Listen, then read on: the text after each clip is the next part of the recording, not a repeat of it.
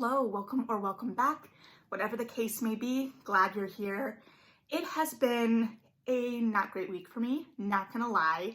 So let's talk about a happy book. And that book is Tokyo Ever After by Emiko Jean. This came out last week, and as of the bestseller list that came out, I believe today, has made the New York Times bestsellers and the indie bestsellers, and well deservedly so. So this follows our protagonist Izumi as she discovers that her father, that she does not know, estranged. She was the product of, as she's been told, a one-night stand in college, but is a little bit more complicated than that. She comes to find out her father is the crown prince of Japan.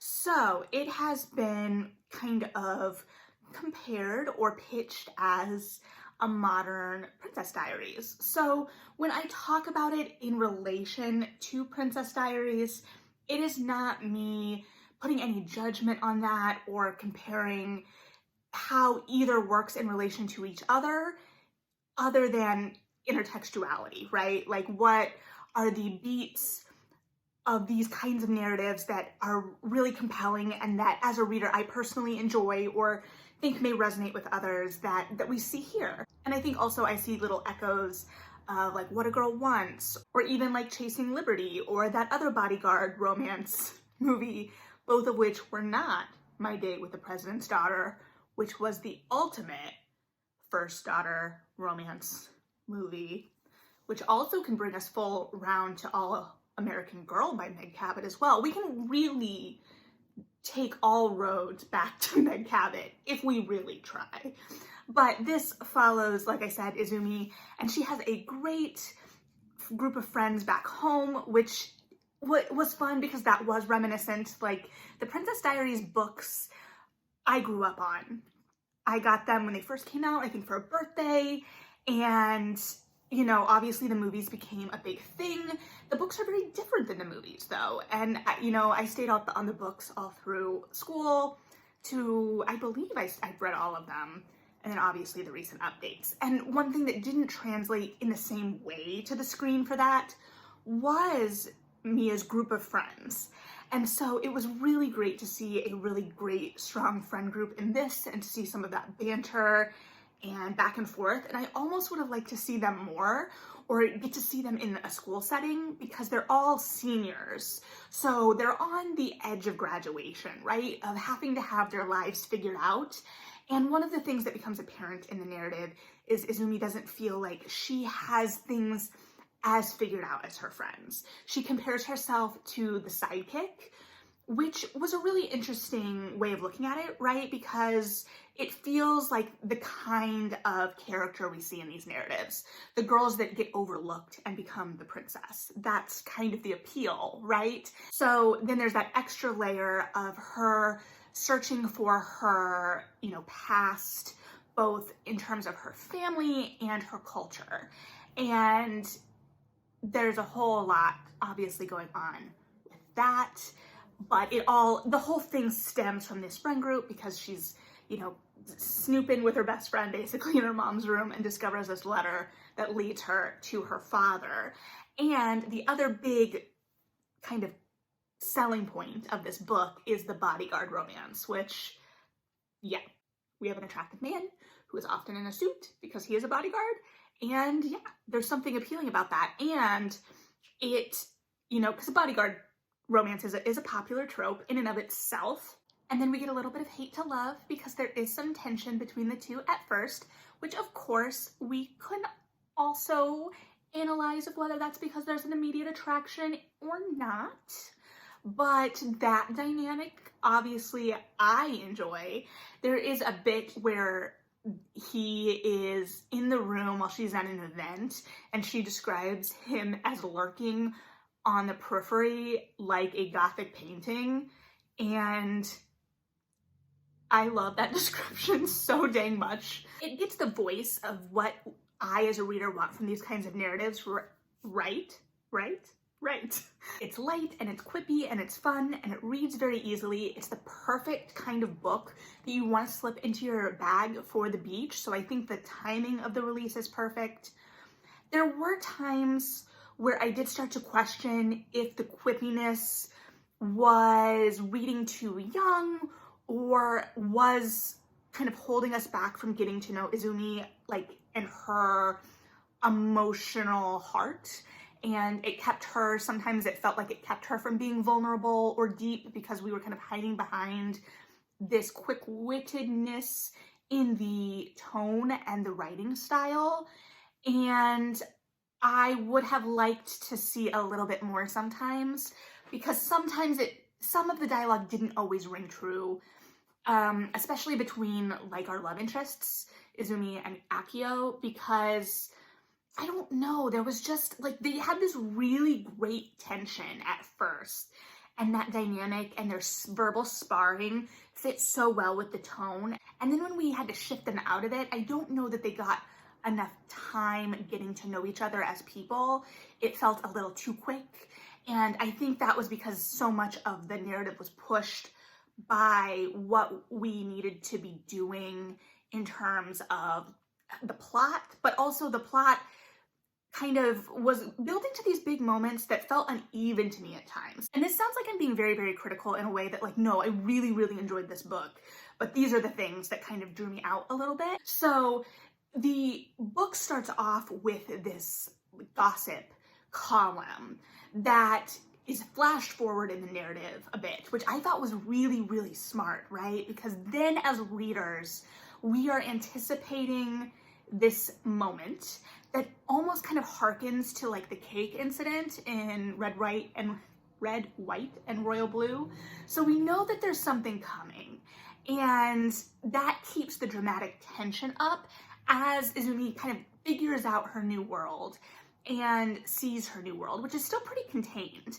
And so we're building up to this event, and that moment wasn't the climax moment in the way I thought it was going to be, which is fine.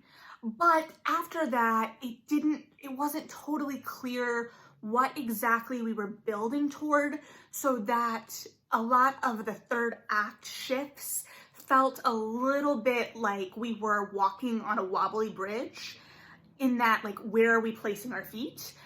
Especially because, like, there was a reveal at the very end that was like a reveal that was kind of like, wait, what? Like, what? And I get exactly where it was set up, and I get the motivation, but I would have liked to see it all deepened a little bit. And I think this has great potential to be an expanded series, and I almost would have loved it if it had really got in with those intentions.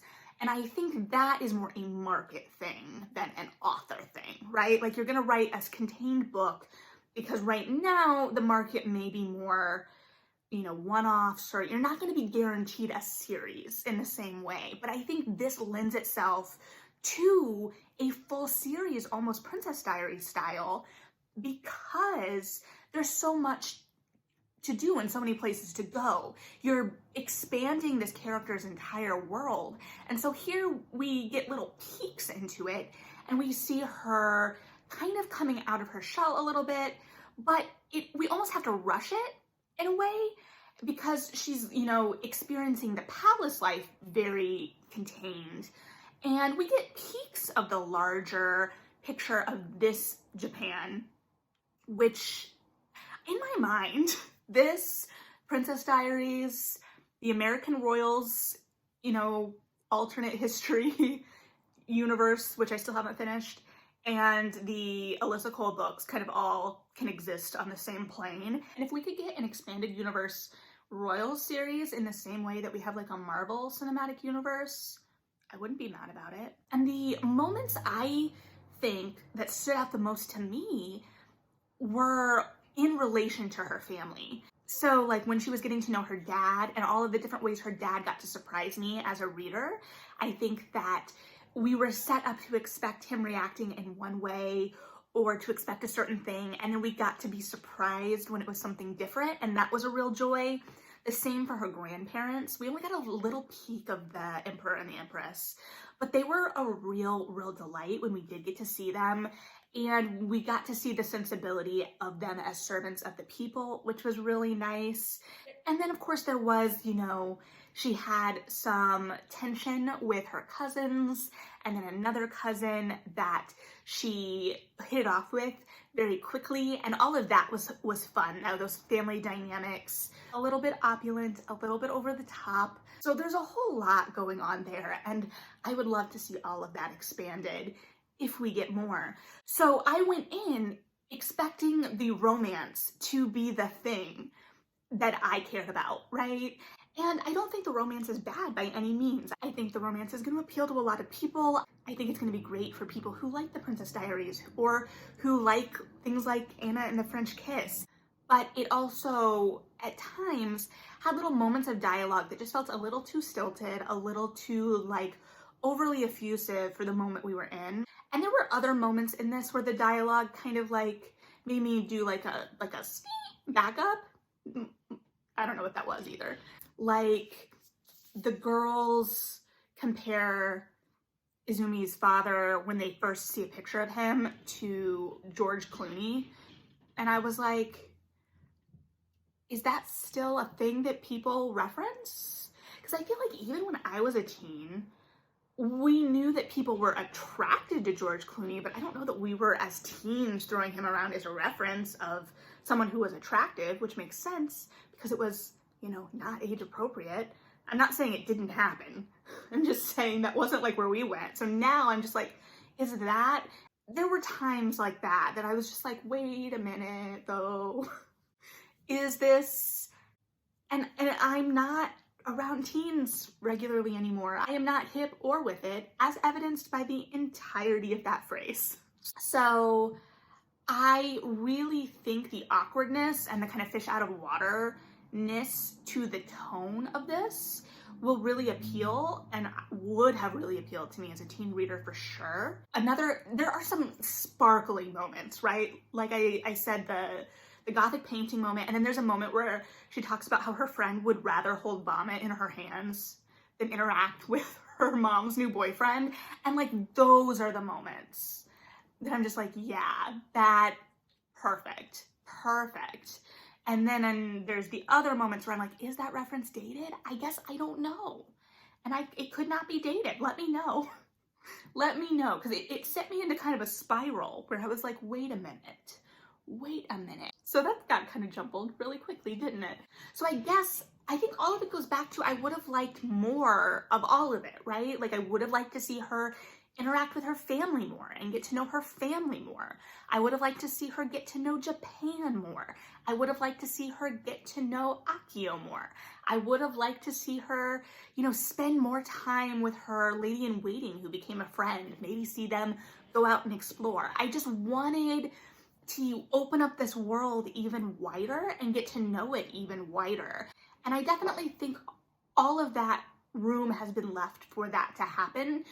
And at the same time, the arc of this was really strong for the narrative of this type, right? It hit the beats that I want in this kind of narrative. And I think the way it explored identity, I almost would have liked to see even more of that as well, and kind of having to reckon with both her history and her present, and how to make the different pieces of herself fit for her and the world around her, how she wanted to navigate that world.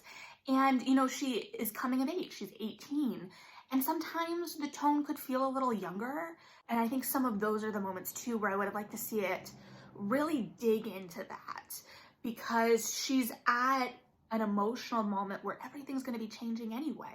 So it makes sense to have her at this moment of change. And we're like, well, why don't we just change this different way? There's a lot really interesting going on, right? There's some really, really lovely images that are painted in this too. And not just, you know, like the palace, but the way she describes Japan and what we do get to see is really lovely. And that, I think, is part of why I wanted to spend more time with all of it. So when some of my biggest quibbles are like, I would like more time with these characters and this world, that's not a bad thing, right? Like, I would like more time with these characters and this world, and hopefully the sales will help with that. So if you're looking for something that's just a fun, engaging read, I would definitely encourage you to pick this one up. But at the heart of it too, it's also breathing new life into a narrative structure that I personally have always really gravitated toward. So there was a lot of comfort to be found in that familiarity. And then there was a lot of joy in discovery in seeing where the script was flipped or what pieces got to surprise me. And there were definitely pieces that surprised me. And it's yet another absolutely stunning cover. So thanks for hanging out with me today. If you've read this, I would love to hear your thoughts on it. Let me know if you think Fat Louie or Tamagotchi is the superior royal pet. It's gonna be a tough competition for sure. This I've never said before because I know that everyone watching, or assume that everyone watching, knows how YouTube works and can make their own decisions. But if you enjoy spending time with me, consider subscribing. No pressure either way, because what am I gonna do? Absolutely nothing. But again, I really appreciate everyone who's taken the time to spend time with me. So have a good one, read something good, and yeah, bye.